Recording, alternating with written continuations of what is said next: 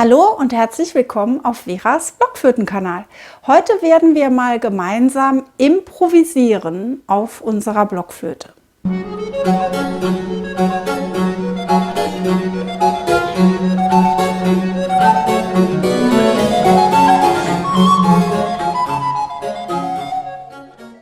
Ja, wir wollen heute mal etwas frei spielen, ohne Noten, etwas Improvisiertes. Und das ist natürlich ganz wichtig für alle, die Musik machen, denn es fördert den kreativen Ausdruck und das freie Spiel, ohne dass ihr an den Noten klebt und zu viel denken müsst. Wie sieht die Note aus? Wie heißt die? Was geht da für ein Rhythmus gerade vor sich? Sondern heute machen wir das alles selbst. Und das wird mit Sicherheit eure Kreativität fördern. Auch wenn ihr jetzt vielleicht denkt, das kann ich nicht. Ihr werdet sehen, ihr könnt das. Es hängt nämlich immer nur davon ab, wie groß ihr die ersten Schritte macht, beziehungsweise wie klein. Übrigens, wenn ihr die Blockflöte und ihr schönes und gutes Spiel genauso mögt wie ich, dann abonniert doch bitte meinen Kanal, dann verpasst ihr kein Video mehr. Denn es gibt so gut wie jede Woche ein neues von mir mit Tipps zu guten und schönen Blockflötenspiel. Wenn ihr schon abonniert habt, vielen lieben Dank. Ich freue mich sehr. Ja, die Improvisation spielt eine ganz zentrale Rolle in der barocken Musizierpraxis und wir spielen ja sehr viel Barockmusik auf der Blockflöte, also Sonaten von Telemann oder Corelli, Vivaldi oder Loyer, Pepusch oder auch frühbarocke Stücke von Castello, Fontana, was auch immer. Und in dieser ganzen Zeit, also im 17. und 18. Jahrhundert, war es unglaublich wichtig für die Musiker, improvisieren zu können. Und jetzt wisst ihr auch, warum ihr, wenn ihr zum Beispiel eine Barocksonate habt von Loyer oder wem auch immer, dass dann die langsamen Sätze vor allem so ganz langweilig aussehen. Das sind nur so ganz lange Noten und ja, wenn ihr die Melodie durchspielt, denkt ihr, naja, aber da müsst ihr dann ganz viel noch selbst verzieren. Und auch das wissen viele von euch. Ihr hört dann Aufnahmen an auf YouTube oder so und denkt, oh Gott, kann der oder die toll verzieren? Das kriege ich ja nicht hin. Aber wie gesagt, es kommt auf kleine Schritte an. Auf jeden Fall gehört es dazu. Und dann könnt ihr jetzt mal mit mir anfangen, auf eine ganz einfache Art ein bisschen diese Improvisation zu üben. Wir nehmen mal als Grundlage die C-Dur-Tonleiter.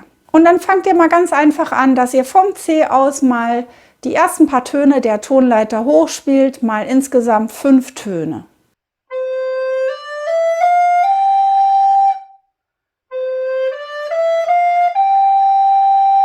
Also aufwärts und das Ganze natürlich auch wieder abwärts.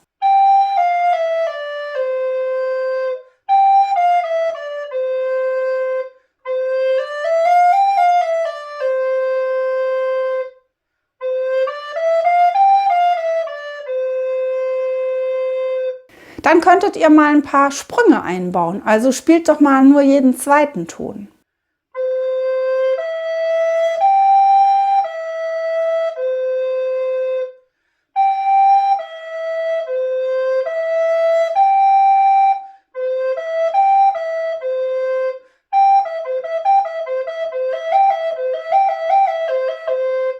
Dann habt ihr schon ein bisschen Variation reingebracht. Jetzt spielt doch mal die ersten 6 Töne der Tonleiter, also von C bis A.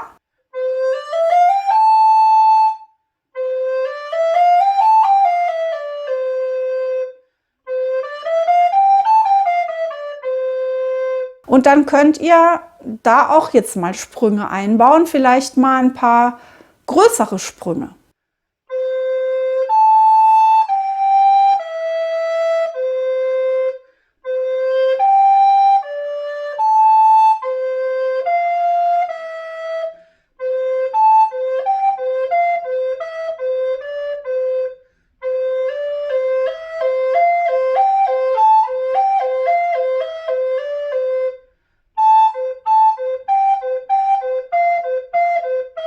Ihr haltet euch immer an die Töne der C-Dur-Tonleiter, was nicht heißt, dass ihr alle jetzt spielen müsst. Wenn wir jetzt aber mal alle Töne spielen von dieser halben Tonleiter, wir nehmen mal die ersten 5 wieder, dann könnt ihr das im normalen Rhythmus gleichmäßig spielen. Ihr könnt es aber auch mal punktiert spielen.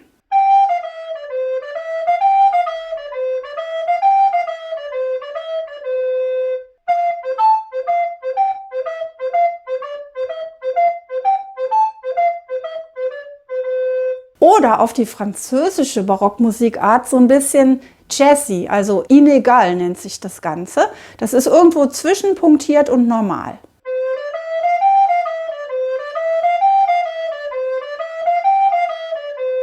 Dann könnt ihr euch diese kleine Mini-Melodie einteilen in Dreiergruppen zum Beispiel. Dass ihr denkt 1, 2, 3, 1, 2, 3, 1, 2, 3.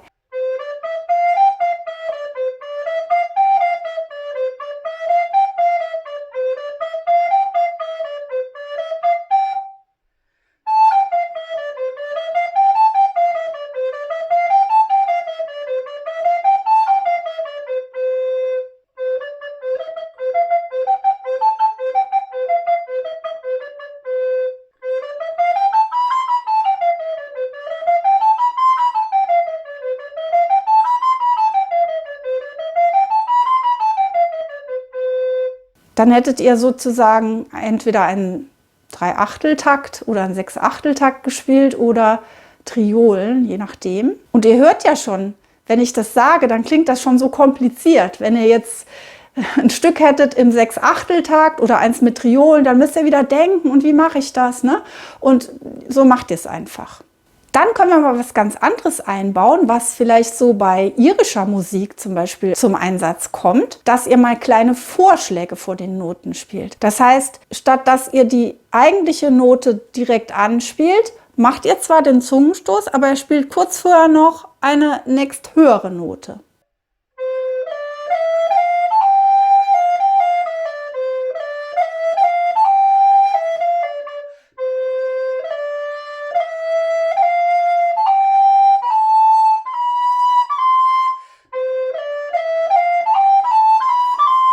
Das könnt ihr erstmal langsam ausprobieren, das kriegt ihr raus. Also ein kleiner Vorschlag von oben.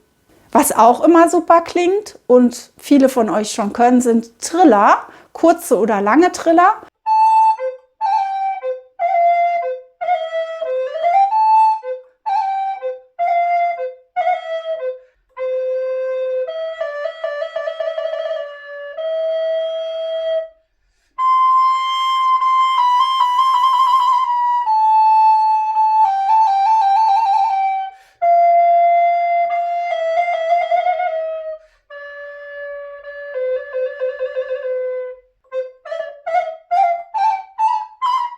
Und wenn euch die nicht auf jedem Ton gleich gut gelingen, weil vielleicht die Griffe unterschiedlich kompliziert sind, dann macht ihr es eben nur bei manchen Tönen.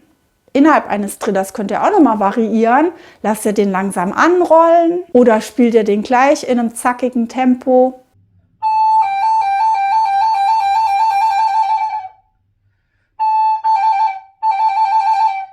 Dann könnt ihr auch mal einen Ton so umspielen, dass ihr nach oben geht und wieder nach unten. Das ist dann eigentlich ein Doppelschlag.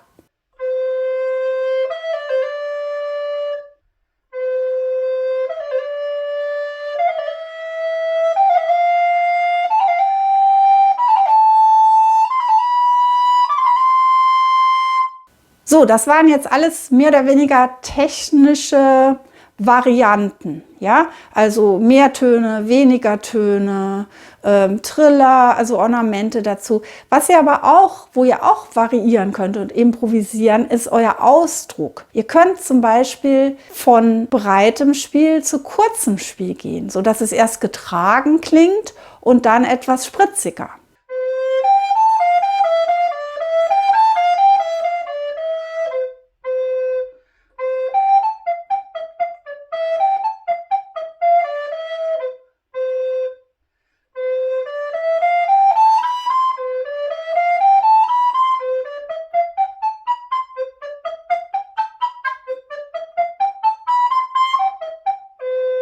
Ihr könnt auch in gewissen Grenzen lauter und leiser werden.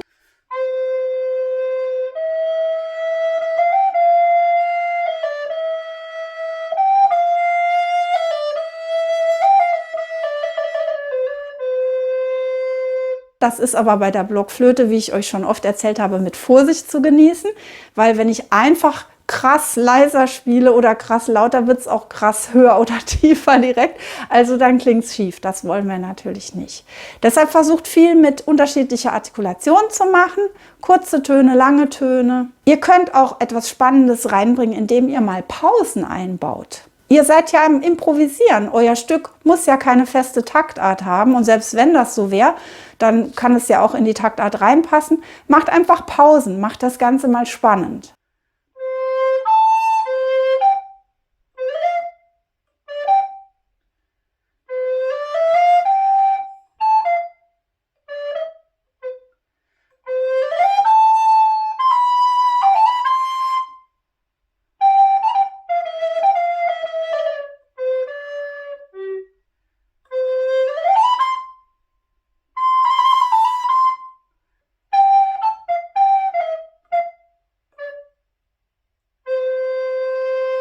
Denn der musikalische Ausdruck steckt nicht nur in den Tönen, die ihr spielt, sondern auch in denen, die ihr nicht spielt, also in den Ruhepausen oder den Spannungspausen. Dann könnt ihr euch natürlich überlegen, ich will mal Akzente reinbringen, ich will das Ganze mal rhythmisch richtig prägnant klingen lassen, indem ich zum Beispiel mir vornehme, ich will jetzt mal einen schönen Vierertakt hören lassen.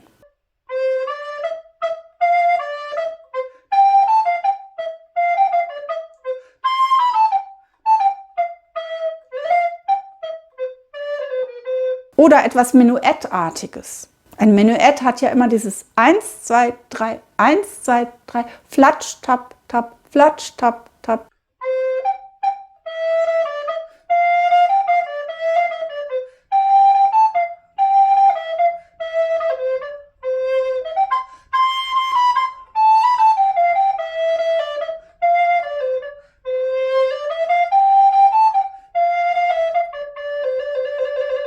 Ihr könnt natürlich auch völlig frei im Rhythmus, ohne dass ihr jetzt irgendeine Taktart im Kopf habt oder ein festes Metrum, frei improvisieren. Ihr könnt einfach mal ausprobieren, wo führen euch diese Töne der C-Dur-Tonleiter hin.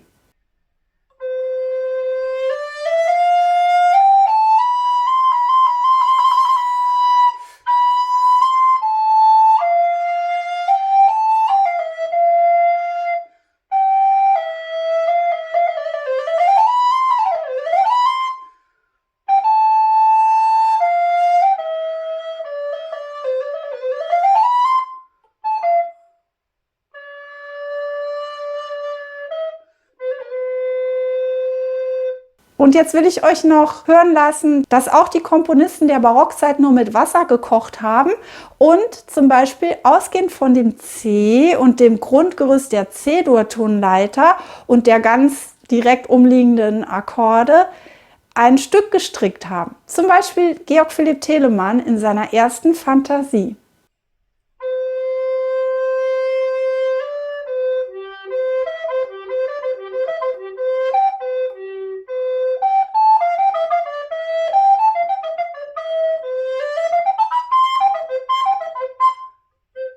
Ihr probiert einfach aus und bitte, bitte traut euch zu, Fehler zu machen. Wenn man sich da jetzt irgendwie ärgert, weil man was spielt, was nicht gut klingt, dann kann man es gleich vergessen. Also ihr müsst euch da sehr viel verzeihen. Es ist einfach ein Ausprobieren.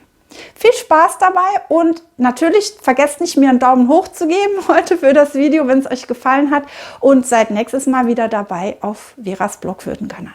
Ich bedanke mich fürs Zuhören und Mitmachen. Tschüss!